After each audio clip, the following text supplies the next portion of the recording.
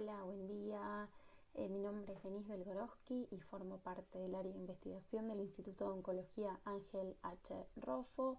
En esta oportunidad y como apertura del módulo de la parte de inmunología, vamos a hablar sobre generalidades del sistema inmune. ¿Cuál es el objetivo del sistema inmune? Principalmente, el sistema inmune surge como una función esencial para la vida en un medio en donde coexisten patógenos y hospedadores. La principal función del sistema inmune es reconocer lo propio, destruir lo no propio y al mismo tiempo recordar al enemigo. Ahora bien, ¿cómo hace entonces el sistema inmune para reconocer lo propio, reconocer lo no propio y recordar al enemigo? Existen dos tipos de inmunidad, la inmunidad innata y la adaptativa. La inmunidad innata es el tipo de respuesta que se da de manera inmediata. Nacemos con este tipo de inmunidad y se encuentra asociado al reconocimiento de motivos conservados a través de un número de receptores. La respuesta es de la misma forma que la exposición, no genera memoria, no es antígeno específica y depende específicamente de factores generales y locales. La vamos a ver ahora en detalle. A diferencia de la respuesta inmune innata, que como dijimos es una respuesta que se da de manera inmediata, la respuesta inmune adaptativa aparece luego del nacimiento, generalmente meses o años después del nacimiento, e involucra una inmensa variedad de receptores de linfocito B y linfocito T. A diferencia de la respuesta inmune innata, la respuesta adaptativa aumenta con la exposición de los antígenos. Y importante, que luego vamos a ver bien en detalle, es una respuesta que genera memoria. A diferencia de la innata, es antígeno específica y depende de la integridad de los órganos linfoides. Bueno, y con respecto a la respuesta inmune innata, se denomina esta respuesta como el conjunto de mecanismos que existen antes de la infección que responden de manera rápida y de la misma manera frente a infecciones repetidas, formando así la primera línea de defensa de la respuesta inmune. Es necesario aclarar que la respuesta que se genera no se ve incrementada tras exposiciones repetidas a un mismo agente, a diferencia de la respuesta inmune adaptativa que veremos luego. Ahora bien, el principal componente del sistema inmune innato son las barreras naturales, que están compuestas principalmente por la piel y los epitelios, particularmente del aparato respiratorio, digestivo y genitourinario, que representan elementos propios de la respuesta inmune innata que impiden la penetración de patógenos en el organismo. Estas barreras naturales no solo median una acción de naturaleza pasiva, sino que también contribuyen a la inmunidad antimicrobiana de la producción de sustancias con actividad antimicrobiana y además microbicidas, como también a través de un conjunto de mediadores capaces de inducir y orientar una respuesta inflamatoria local que involucra al sistema del complemento, proteínas de la fase aguda, interferones, citoquinas, neutrófilos, células dendríticas, mastocitos y células NK, que vamos a ver más en detalle. La primera línea de defensa, entonces, correspondiente a la respuesta inmune innata, se corresponde a las barreras anatómicas, físico-químicas y biológicas. Las barreras físicas, que incluyen la piel y la mucosa de las vías digestivas y respiratorias, ayudan a eliminar a los patógenos y a prevenir el tejido e infecciones.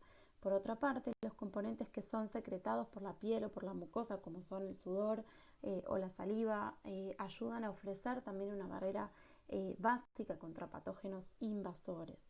Algunos líquidos ácidos, como son los jugos gástricos, el estómago, lágrimas o la orina, incluso destruyen patógenos cuando creando condiciones inferiores de pH.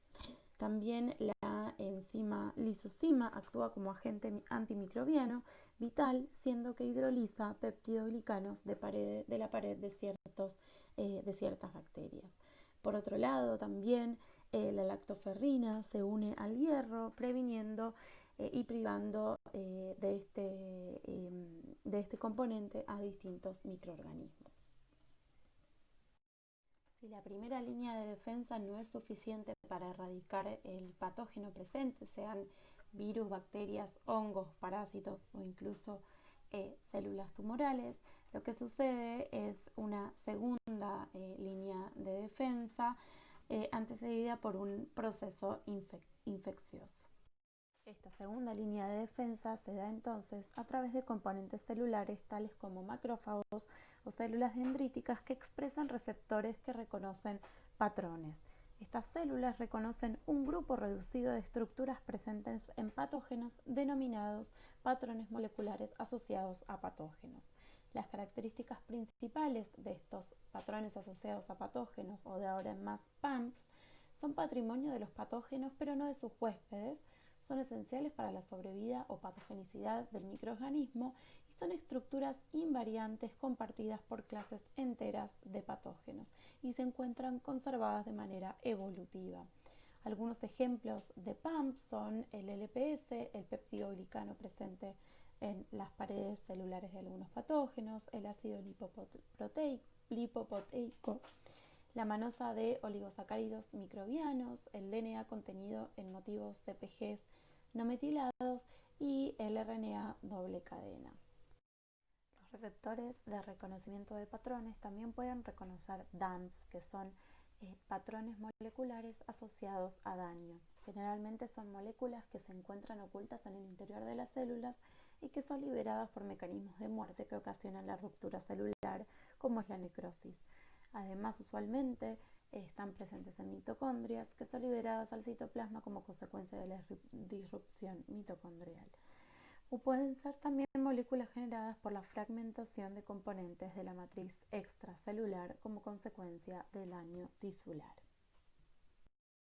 Los receptores de reconocimiento de patrón van a ser entonces receptores principales de tipo TOL, que están presentes en membrana plasmática y en endosomas, no son endocíticos y van a reconocer PAMPs y DAMPs, que son particularmente el LPS, el ácido lipopoteico, las peptidoglicanos presentes en las paredes de las bacterias gram positivas.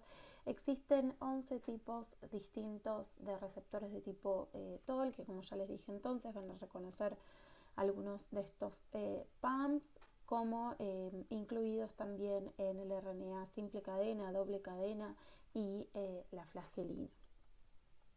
También existen receptores del tipo NOD que están presentes en el citosol y van a reconocer PAMPs y DAMPs muy diversos, como son también el peptidoglicano, la flagelina, el ATP, cristales de urato monosacárico. Van a promover la secreción de citoquinas proinflamatorias, particularmente interleuquina 1, 18, entre otras. También dentro de las familias de los receptores de reconocimiento de patrón se encuentran los receptores de lectinas tipo C, que se encuentran presentes en membrana plasmática y en fluidos biológicos. Algunos pueden ser endocíticos y van a reconocer motivos de carbohidratos que no suelen estar presentes en los hidratos de carbono expresados por las células del huésped. Particularmente son motivos ricos en manosa, fucosa y beta-glucano. Muchos de estos receptores van a mediar la endocitosis de los microorganismos y sus componentes van a activar diferentes respuestas celulares. También hay receptores del tipo AIM que están presentes en el citosol y van a reconocer ADN simple cadena. Estos receptores van a promover una respuesta de secreción de interleuquina 1 beta y de interferón de tipo 1. Por otro lado van a estar los receptores RLR que van a estar presentes en el citosol y reconocer ARN y van a promover la secreción de interferones del tipo 1 y también citoquinas proinflamatorias. Otros receptores de reconocimiento de patrones, como ya les dije, además de los receptores tipo TOL y de los de lectina tipo C, también están receptores para el complemento, receptores para péptidos formilados, receptores para fragmentos Fc de inmunoglobulinas, receptores para quemoquinas y citoquinas. Todos estos receptores entonces van a promover distintas respuestas frente a los distintos patrones de reconocimiento moleculares asociados a patógenos, promoviendo entonces de alguna forma la quimiotaxis, la liberación de enzimas, liberación y producción y secreción de citoquinas y quimoquinas, fagocitosis y producción de lípidos bioactivos. Los componentes celulares que se destacan entonces como mediadores de la inmunidad innata principalmente son los macrófagos, que van a promover una fagocitosis y destrucción de microorganismos en fases tardías de la infección y a través de la secreción de citoquinas. Los neutrófilos también van a cumplir una función de fagocitosis y de destrucción de microorganismos en la primera fase. Las células NK van a promover la lisis de células infectadas y además la activación de macrófagos. También las células dendríticas son muy importantes como mediadores de la inmunidad innata, los eosinófilos y células endoteliales.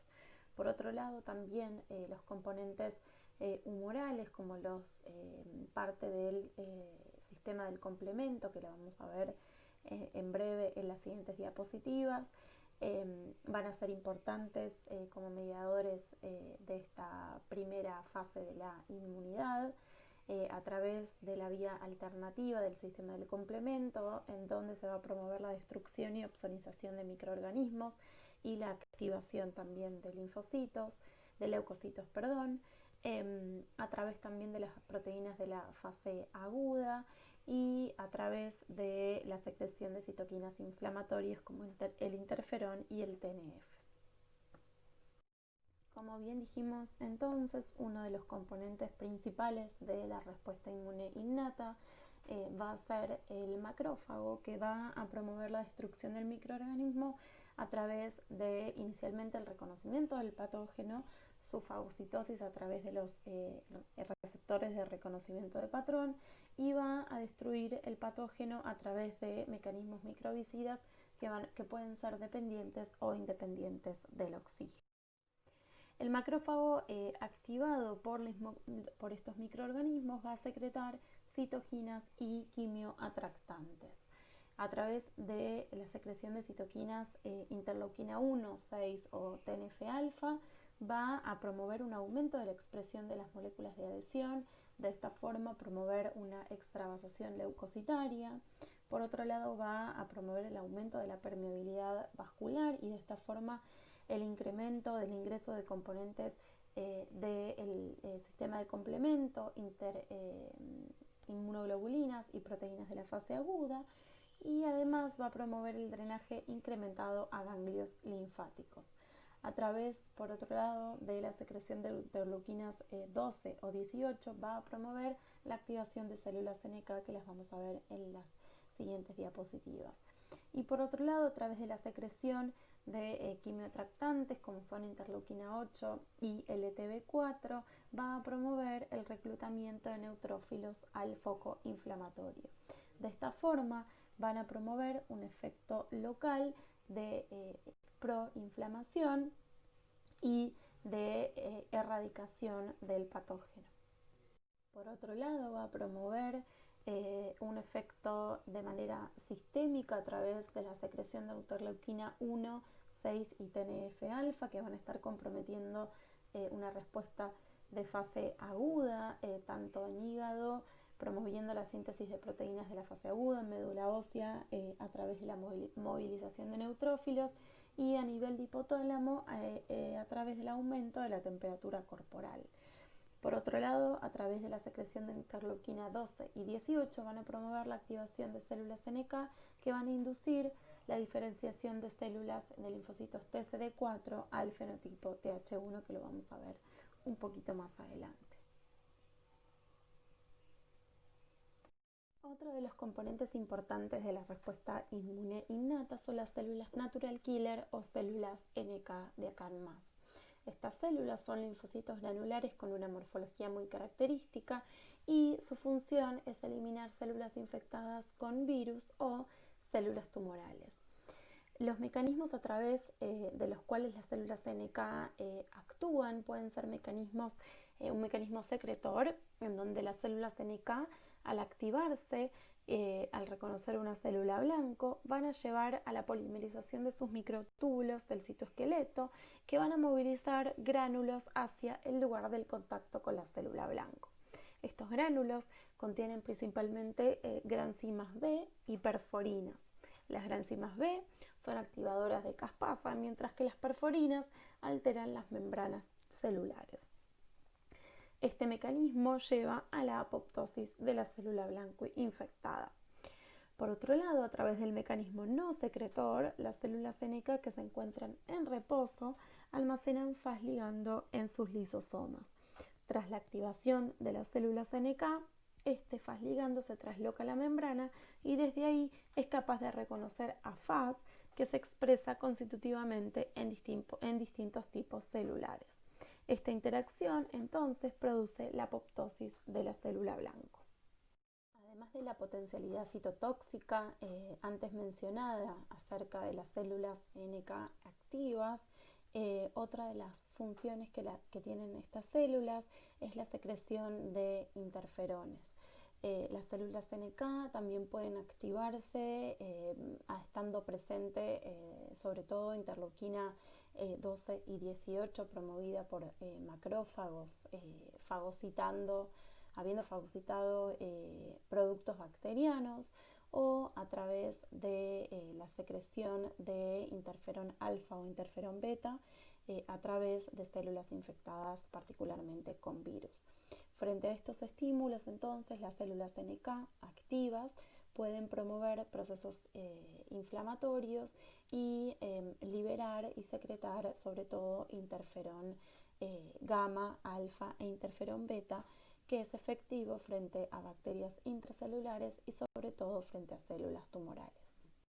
Por último, con respecto a los componentes celulares, es necesario mencionar a los granulocitos como también componentes celulares importantes de la respuesta inmune innata. Dentro de ellos se encuentran los neutrófilos, que también contienen una funcionalidad citotóxica. Parte del mecanismo citotóxico de los neutrófilos es dependiente de la acción de especies oxidantes derivadas del oxígeno y también a través de métodos independientes del oxígeno mediados sobre todo por enzimas como gelatinasas, lisocimas, defensinas y colagenasas, entre otras. Los eosinófilos también son un componente importante y a través de los gránulos con enzimas y proteínas citotóxicas también median la respuesta inmune innata. Y los basófilos, no menos importantes, a través de los gránulos de histamina se encuentran principalmente involucrados en procesos de alergia. Luego de haber mencionado entonces el componente celular importante en la respuesta inmune innata, es necesario hablar sobre el componente humoral, específicamente el sistema del complemento. Este sistema desempeña un papel destacado en la inmunidad frente a bacterias extracelulares, sobre todo las que poseen una cápsula polisacárida que va a impedir su reconocimiento a través de las células fagocíticas. Y la activación del complemento va a conducir entonces al depósito de componentes activados sobre la superficie de los microorganismos, lo que va a permitir entonces su reconocimiento a través de las células fagocíticas. Esto va a generar una respuesta inflamatoria a través de la producción sobre todo de quimioatractantes capaces de atraer al foco infeccioso distintos tipos de células. En la mayoría de las infecciones ocasionadas por bacterias intracelulares o frente a infecciones virales, el sistema de complemento va a desempeñar una función secundaria. El sistema del complemento, entonces, es uno de los complementos fundamentales que consta de un conjunto de moléculas plasmáticas implicadas en distintas cascadas, cuya función es promover una respuesta inflamatoria y facilitar la fagocitosis y dirigir la lisis celular, incluyendo también la apoptosis. Existen tres vías de activación del complemento. La vía clásica involucra una activación que es iniciada por inmunocomplejos formados por inmunoglobulinas. Esta vía se inicia con la unión de dos o más moléculas de inmunoglobulinas unidas a un antígeno. Por otro lado, también está la vía alternativa, que involucra una activación que es iniciada por polisacáridos y estructuras poliméricas presentes en la superficie de los agentes patógenos. Y por último, la vía de las lectinas se activa sin la necesidad de la presencia de un anticuerpo, como sucede en la vía clásica, y lo que se activa a través del reconocimiento de la mano a la superficie de agentes patógenos. A través de la activación de alguna de las tres vías del complemento, entonces se produce una enzima denominada C3, y a partir de la activación de este componente sigue una secuencia de activación de una cascada enzimática que lleva al reclutamiento de células inflamatorias y a la opsonización de patógenos, que va a llevar por último a la lisis de esos patógenos.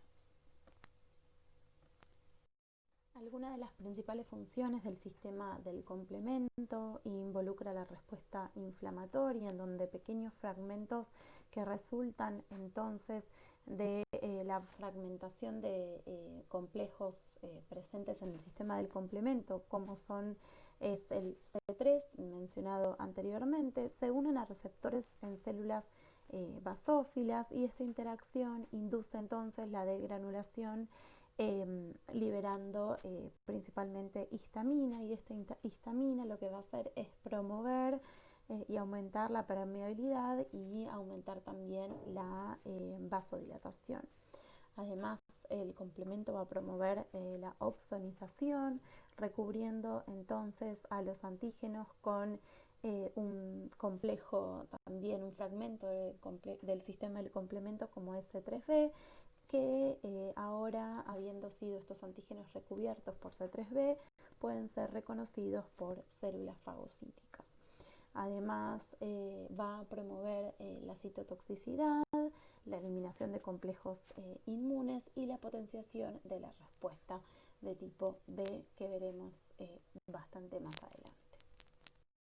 Una vez abordada entonces la respuesta inmune innata, en donde dijimos que se da de manera inmediata, que no es clonal y que se da a través del reconocimiento de motivos conservados a través de receptores de reconocimiento de patrón presentes en la línea germinal, y que esta respuesta no genera memoria, vamos a pasar a hablar sobre la respuesta inmune adaptativa, que a diferencia de la innata se da de manera lenta, que es clonal y que se da a través de la unión específica antígeno-receptores de linfocitos T o receptores de linfocitos B, generados por reordenamientos génicos.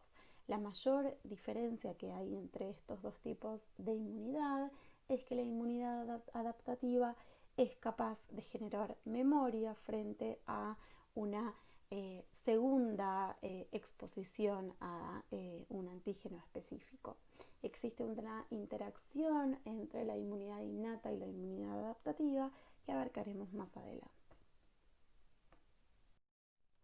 Entonces, si algún patógeno logra superar la primera respuesta inmunitaria, que se va a dar a través de la respuesta innata, va a sucederse la respuesta inmune adaptativa.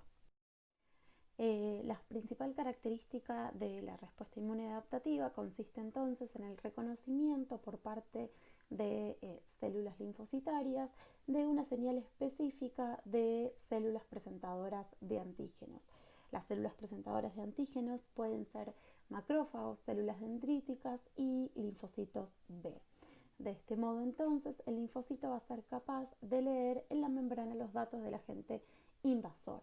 Después de esta señal, entonces, el linfocito virgen va a activarse y va a dar entonces lugar a respuesta humoral y celular. Las moléculas y células que van a estar involucradas en esta respuesta van a ser las células linfocitos, los linfocitos B, linfocitos T, TCD4 y TCD8, anticuerpos, células muy importantes en esta respuesta, las células presentadoras de antígenos que van a ser células dendríticas, macrófagos o bien linfocitos B y moléculas del complejo mayor de histocompatibilidad. Las vamos a ver en detalle a lo largo de las diapositivas siguientes.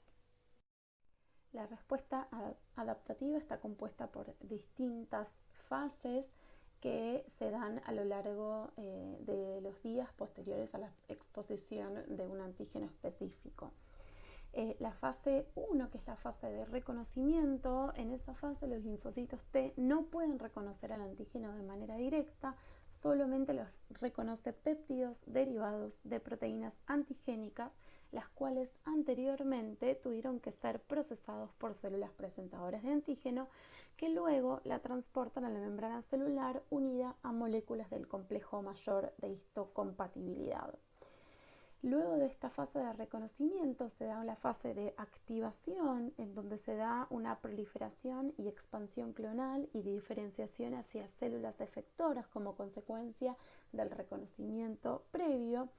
Y esta fase de activación requiere de dos señales, en donde el antígeno y las células colaboradoras, con participación de las células de las moléculas del complejo mayor de histocompatibilidad, van a promover la activación de esos linfocitos. Y la siguiente fase es la fase efectora, en donde se desarrollan las funciones que llevan a la eliminación del antígeno. Una siguiente fase que se da es la fase de regulación u homeostasis, que las vamos a ver más adelante, y la fase de respuesta secundaria o memoria inmunológica frente a una segunda exposición con el antígeno. La primera fase entonces de la respuesta inmunoadaptativa es el reconocimiento, que se basa en la especificidad de respuesta a través de los receptores de membrana, que son altamente específicos. Estos receptores de membrana son tanto el BCR, que es el receptor de los linfocitos B, como el TCR, el receptor de los linfocitos T. La particularidad que tiene el receptor de los linfocitos B es que tiene la capacidad de detectar el antígeno de manera nativa. ¿Qué quiere decir esto? Que el receptor puede detectar directamente al antígeno y formar entonces un complejo inmune receptor-antígeno sin necesidad de que ese antígeno esté previamente procesado. A diferencia de esto, el linfocito T, el receptor de los linfocitos T, van a reconocer al antígeno, a un antígeno particular que esté previamente procesado y presentado por una célula presentadora de antígeno. Es necesario decir acá que acá existe entonces una interacción entre la inmunidad innata y la inmunidad adaptativa, porque las células presentadoras de antígenos necesarias para los TCR van a ser principalmente las células dendríticas presentes en la inmunidad innata. Estas células van a tener la particularidad de desplazarse desde el tejido en donde se presentó la infección hacia los ganglios linfáticos para activar a los linfocitos T naive. Además de las células presentadoras de antígenos, entonces son muy necesarias las moléculas del complejo mayor de histocompatibilidad 1 y 2 para que haya un reconocimiento del antígeno. Los linfocitos T entonces solo van a reconocer péptidos que se encuentren asociados a proteínas de la membrana celular de los complejos mayor de histocompatibilidad mediante un proceso conocido como entonces presentación.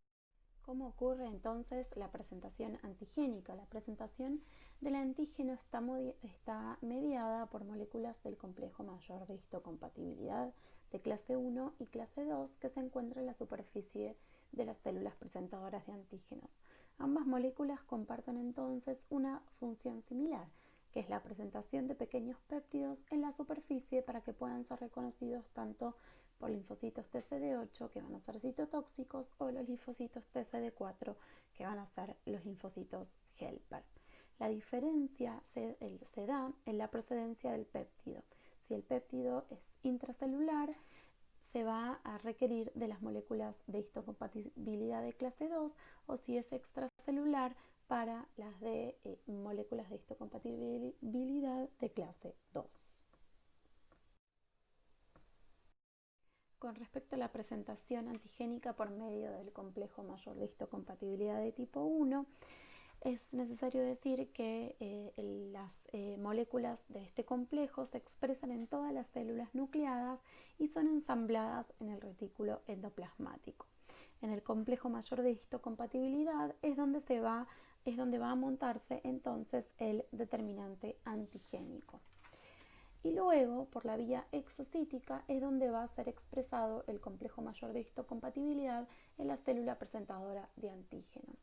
Otra opción es que el antígeno se encuentre en el citoplasma de la célula. Entonces, el proteosoma va a procesar a ese antígeno, producir distintos determinantes antigénicos que luego van a ingresar al retículo endoplasmático, y allí es donde se va a montar en el complejo mayor de histocompatibilidad, y luego por la vía exocítica es que se va a exponer en la membrana de la célula presentadora de antígenos.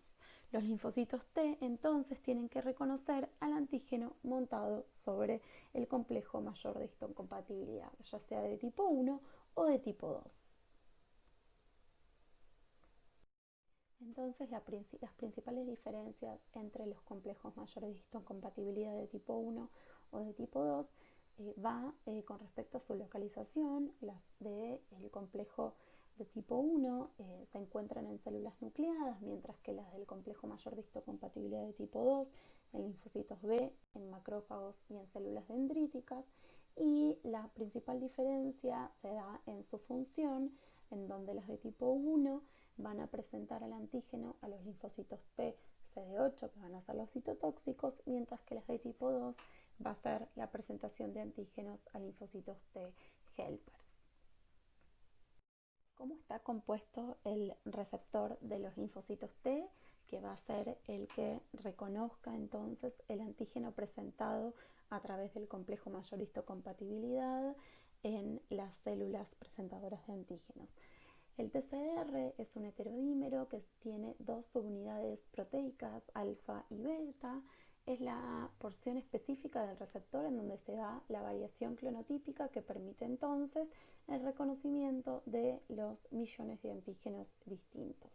La porción CD3 es la porción que va a ser invariante del complejo, que va a estar formado al menos por 3 monómeros. Esta porción CD3 es la encargada entonces de transducir la señal de activación al interior de la célula luego de producirse esa interacción y ese reconocimiento entre el antígeno y el receptor.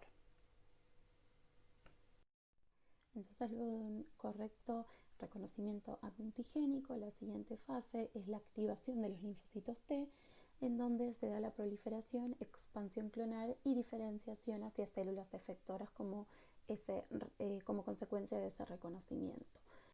¿Qué es necesario entonces para que exista esta activación y esta expansión clonal de los linfocitos T? Son necesarias entonces dos señales de activación. La primera señal es el reconocimiento entonces del péptido antigénico presentado por las moléculas del complejo mayor de histocompatibilidad a través del TCR, específicamente de la porción CD3. Y la segunda señal muy importante es el reconocimiento de las moléculas coestimuladoras que expresando las células dendríticas CD80 y CD28 expresado en los linfocitos T. Es entonces muy necesaria esta interacción entre CD80 y CD28 para que exista una correcta activación de los linfocitos T. Como consecuencia entonces de esta señal promovida por el reconocimiento de las moléculas coestimuladoras que expresan CD80 y los linfocitos T que expresan CD28, se da la activación de dichos linfocitos y una limitada expansión clonal de los mismos. La teoría de la selección clonal predice entonces que cada linfocito tiene un solo tipo de receptor con especificidad única, que la unión del antígeno con el linfocito adecuado va a inducir la activación de dicho linfocito y que de cada linfocito activado van a surgir células efectoras con receptores de igual especificidad que el linfocito activado del que derivan.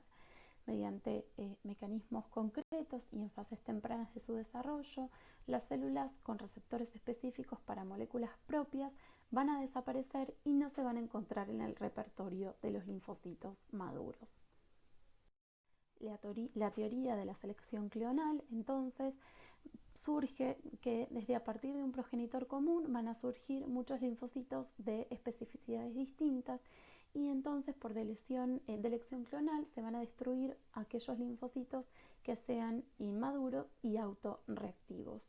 Por otro lado, los linfocitos específicos que se van a activar luego se van a dividir y se van a diferenciar generando clones de células efectoras.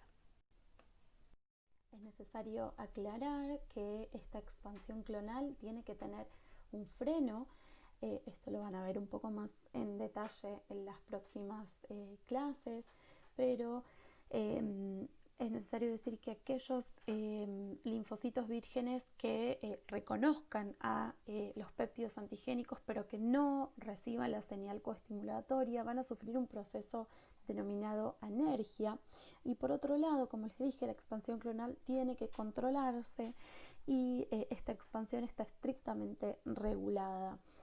La molécula CTLA4 va a cumplir un rol fundamental y se va a inducir tras la activación de los linfocitos T aproximadamente entre 38 y 72 horas post activación y va a compartir sus ligandos con CD28, interactuando entonces con CD80. Esto va a conducir a una señal inhibitoria frenando la respuesta inmune y la activación clonal de esos linfocitos T. Esto lo van a ver un poco más en detalle en las próximas clases, pero es necesario decirles que existe entonces un freno de esta activación de la respuesta inmune. Entonces, a modo de recordatorio, el complejo mayor de histocompatibilidad de tipo 1 es el encargado de hacer el reconocimiento de lo propio y el encargado de presentar antígenos a los linfocitos TCD8. Ahora bien, el complejo de histocompatibilidad de tipo 2 es el que va a exponer los antígenos exógenos y presentar los antígenos a los linfocitos helpers. En el caso de los linfocitos T helpers, tienen como función activar a otros linfocitos, a los linfocitos citotóxicos y a los linfocitos B.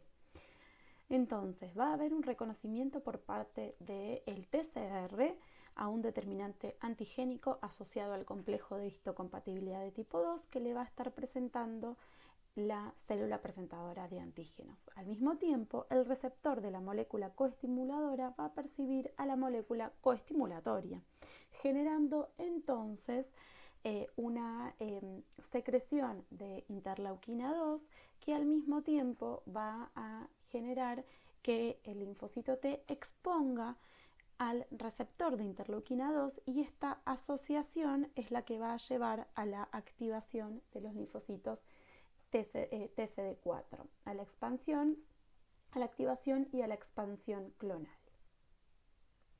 Todo esto va a suceder entonces en los órganos linfoides, en donde se va a llevar su activación, expansión clonal y al mismo tiempo su diferenciación.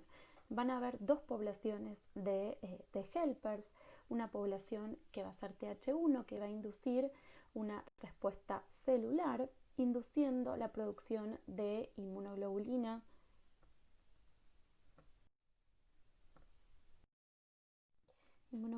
del tipo G por parte del linfocito B, siendo opsonizante, es decir, que va a marcar al antígeno para atraer al macrófago y lo fagocite. También va a activar a los linfocitos T citotóxicos a través de la producción de interleuquina 2 y de interferón gamma, y por medio también de la secreción de interferón gamma va a aumentar la actividad fagocítica de los macrófagos, promoviendo entonces la destrucción de los macrófagos. Todo esto es la función efectora de los linfocitos Th1, que van a promover una respuesta entonces del tipo celular. Por otro lado, la función central de los T helpers 2 es la colaboración con los linfocitos B en los órganos linfáticos secundarios a partir de permitirles montar una producción efectiva de anticuerpos. Es necesario decir también que cumplen una función destacada en tejidos periféricos gracias a su capacidad de secretar citoquinas capaces de activar a eosinófilos y mastocitos, células que participan en el desarrollo de procesos alérgicos. Por su parte, los linfocitos citotóxicos tienen dos formas de activarse. Una manera es independiente de los linfocitos T helpers, que es equivalente a lo que sucedía con los linfocitos T helpers TCD4, pero con la diferencia de que la célula presentadora de antígeno, en este caso, va a exponer el antígeno en el contexto de complejo de histocompatibilidad de tipo 1, produciendo, al igual que sucedía con el TCD4, interleuquina 2 y exponiendo el receptor de interleuquina 2 en el mismo linfocito T. De esta forma va a producirse la expansión clonal y la diferenciación de estos linfocitos TCD8. La otra forma entonces de activación es dependiendo de los linfocitos T helper TCD4. El T helper en este caso entonces va a ser activado por una célula presentadora de antígenos que va a exponer a través del complejo mayor de histocompatibilidad de tipo 2 al antígeno, y a través entonces de la presencia de la segunda señal coestimuladora va a activarse. De esta forma va a producir interleuquina 2 y al mismo tiempo exponer al receptor de interleuquina 2, haciendo entonces que se active el linfocito T helper. A su vez, una vez activado este T helper, él va a activar a la molécula, a la célula presentadora de antígeno, generando entonces que la célula presentadora de antígeno exponga la molécula coestimuladora. Ahora sí, el linfocito citotóxico va a poder ser activado al reconocer al antígeno a través del complejo mayor de histocompatibilidad de tipo 1 y la presencia de la molécula coestimuladora, generando entonces así la expansión clonal de los linfocitos, la expansión clonal y la activación de los linfocitos T citotóxicos. Una vez activo el linfocito TCD8 y habiendo pasado por su expansión clonal, para que vayan a tejidos periféricos y reconozcan aquellas células infectadas o células tumorales, van a reconocer el mismo determinante antigénico que expresa la célula infectada o la célula tumoral. Entonces, de esta forma, el linfocito TCD8 lo que va a hacer es generar perforinas que van a cambiar la permeabilidad celular de la célula infectada, y además va a generar granzimas que van a ingresar a la célula infectada o célula tumoral por endocitosis. De esta forma, de estas dos formas, va a generar apoptosis de la célula infectada o de la célula tumoral. Es importante recalcar que cuando el linfocito citotóxico se activa de manera dependiente de los T helpers, ambos tienen que activarse a partir del mismo determinante antigénico. Como les comenté anteriormente, la respuesta efectora tiene que tener un freno, tiene que haber una homeostasis luego de la fase efectora de la respuesta inmune adaptativa, y para esto lo que sucede una vez que se controla el patógeno, lo que sucede es una disminución en la concentración del antígeno, al mismo tiempo una expresión de la molécula CTLA4, expresión del ligando de Fas, promoviendo la muerte por apoptosis de esos linfocitos activos y efectores, y la expresión de células T regulatorias. Todo esto lo van a ver en las sucesivas clases. Bien, y una vez ya habiéndoles contado cómo se da la respuesta inmune mediada por linfocitos T, vamos a hablar un poco cómo se da la respuesta mediada a través de los linfocitos B. Como les comenté anteriormente, en unas diapos anteriores, la diferencia entre el reconocimiento antigénico a través del linfocito T era distinto que el que se daba a través del linfocito B. El linfocito B posee un receptor, que lo vamos a denominar BCR, que está constituido por una inmunoglobulina de membrana que actúa como receptor y es el responsable del reconocimiento específico del antígeno. La segunda subunidad corresponde al complejo accesorio inmunoglobulina alfa-beta, que es el responsable del transporte y la expresión del receptor BCR en la membrana y de la transducción de señales de activación una vez que el receptor se une al epitope antigénico. Los receptores van a contar con 4 cadenas polipeptídicas, 2 cadenas pesadas y 2 cadenas livianas. Van a tener una porción constante y una porción variable. La región constante va a mantenerse en todos los receptores, mientras que lo que va a cambiar va a ser la región variable, que va a servir, lo que le va a servir a cada receptor para reconocer un antígeno específico. Van a existir tantas partes variables como variedades de determinantes antigénicos diferentes. El linfocito B va a ser capaz de reconocer proteínas, tanto determinantes conformacionales como lineales, ácidos nucleicos, polisacáridos y algunos lípidos, y todo esto lo va a reconocer de manera nativa. Y en este caso, la presentación del antígeno al linfocito B va a ser a través de antígenos que se encuentren asociados a membranas, antígenos que se encuentren asociados a complejos inmunes o antígenos que se encuentren de manera soluble. Una vez que el linfocito B se activa, se transforma en célula plasmática liberadora de anticuerpos, dejando de tener entonces la molécula que lo ancla a membrana, pasando a ser de esta forma soluble. Dentro de los anticuerpos hay distintos isotipos que poseen distintas funciones. La inmunoglobulina M es la primera en secretarse y es la que primero aparece en infecciones incipientes. Aparece la inmunoglobulina M entonces, que tiene características de infecciones agudas y en general es la primera que comienza también a desaparecer. Son fuertemente activadoras del sistema del complemento y son las primeras que se sintetizan en el recién nacido. Luego, la inmunoglobulina G generalmente es la que aparece en infecciones o enfermedades crónicas y son las que generalmente atraviesan placenta y se unen a neutrófilos y macrófagos. También son las encargadas de activar el sistema del complemento. La inmunoglobulina A ocupa el 15% de la población de anticuerpos que se producen y son típicos de mucosas y de secreciones. Generalmente generan aglutinaciones alrededor del patógeno de manera de neutralizarlo. Por otro lado se encuentra la inmunoglobulina E, que va a inducir la producción de histamina por parte de los mastocitos y de los basófilos.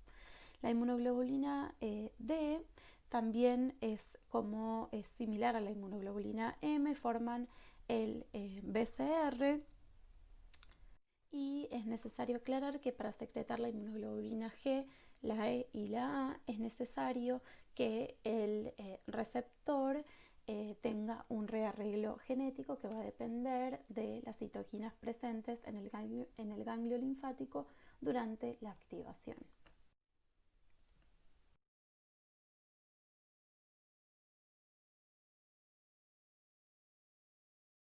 Ahora bien, ¿cómo ocurre estos cambios de isotipo? Esto ocurre en el centro germinal. Los genes que codifican para las cadenas pesadas y livianas de la inmunoglobulina van a sufrir una serie de modificaciones importantes que dan como resultado la producción de anticuerpos de mayor afinidad por el antígeno y de isotipo diferente que la inmunoglobulina M. Estas modificaciones moleculares van a comprender la hipermutación somática, que va a alterar la porción variable de la inmunoglobulina, y al mismo tiempo el cambio o switch de isotipo, que va a reemplazar la porción constante de una cadena pesada por otra de una clase diferente.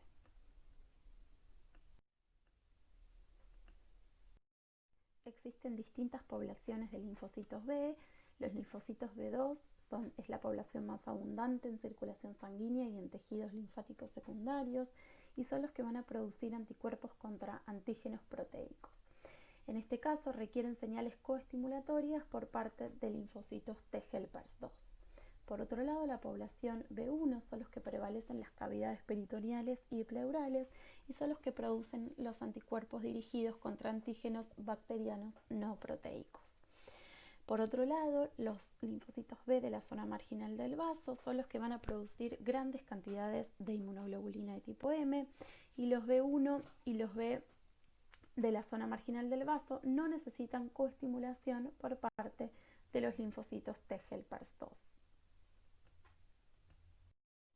El reconocimiento antigénico de parte de los linfocitos B puede ser antígeno T dependiente o antígeno T independiente. En el caso de los antígenos T independientes, lo que va a pasar es que va a haber una estimulación directa a los linfocitos B a través del BCR. Ya sabemos que son de naturaleza no proteica y presentan los mismos epitopes repetitivos. Van a estimular muy débilmente a los linfocitos y generalmente van a producir anticuerpos contra antígenos no proteicos. Estos linfocitos van a ser linfocitos B1 y linfocitos de la zona marginal del vaso. Con respecto a los antígenos que son T dependiente, estos antígenos son de naturaleza proteica y presentan en su molécula pocas copias de muchos epitopes diferentes.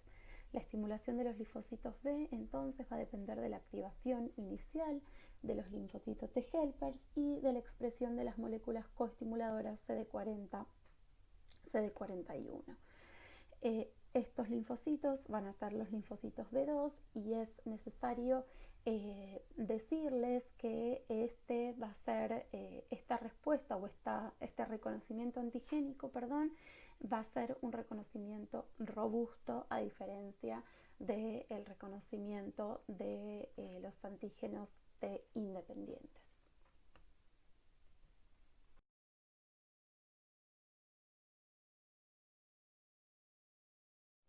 En el caso de la activación de manera T independiente, los linfocitos B contactan con su antígeno específico y se convierten en células secretoras de inmunoglobulina IgM.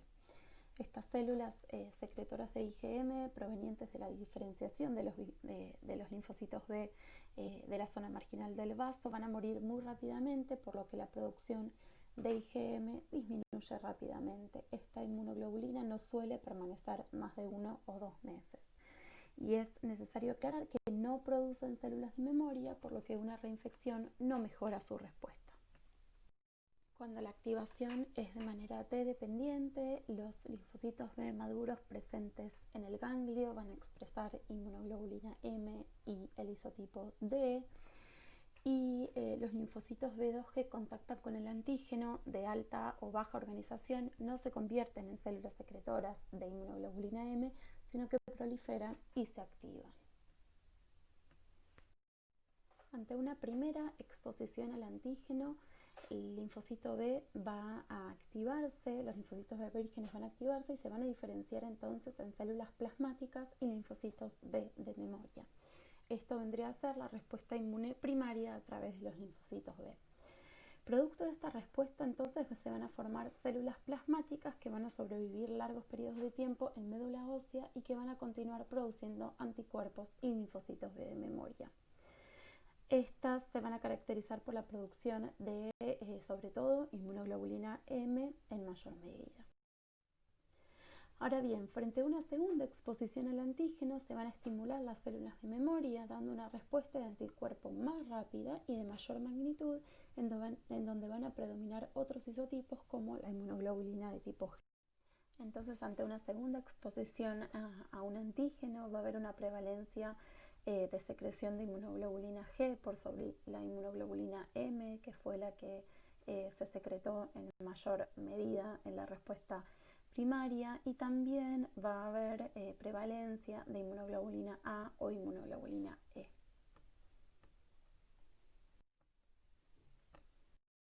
Como funciones principales efectoras de los anticuerpos encontramos entonces la neutralización de microorganismos y toxinas, la opsonización y fagocitosis de microorganismos, la citotoxicidad dependiente de anticuerpos y la activación del sistema del complemento generando inflamación, fagocitosis de microorganismos opsonizados y la lisis de los microorganismos.